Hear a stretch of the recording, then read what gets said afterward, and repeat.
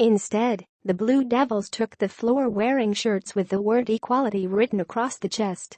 In a year when the line between sports and a turbulent political climate is blurred to an unprecedented extent, Duke made its opening statement in what is likely to be a year-long topic of interest for even casual college basketball fans.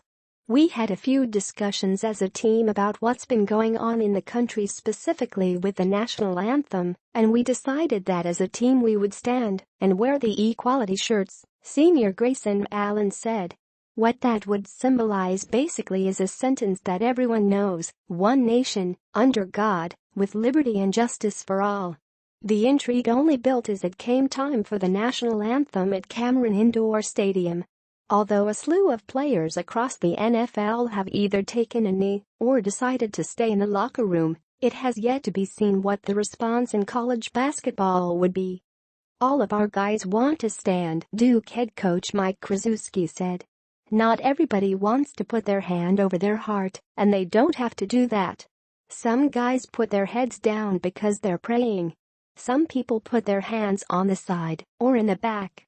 For the next 2 hours, the Blue Devils brought the Cameron Crazies to their feet with a dazzling display of cohesion for a team with a combined 12 freshmen and sophomores.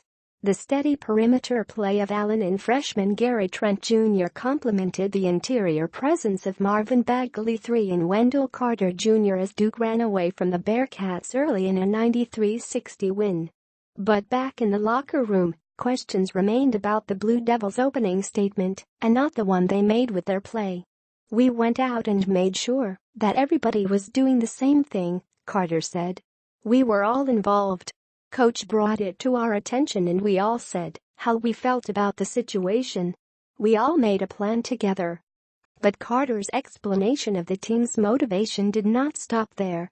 After digging in his locker for a few seconds, the freshman pulled out a picture with the message Duke plans to stick by throughout the season.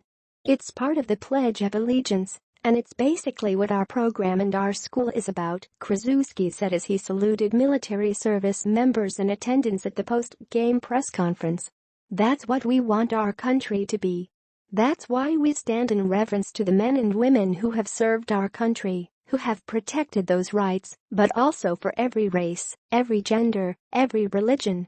Facing the challenge of molding one of the youngest teams in program history, Krzyzewski and his coaching staff likely expected having to consider the best way to prepare their team for the high-pressure situations it will face in conference play.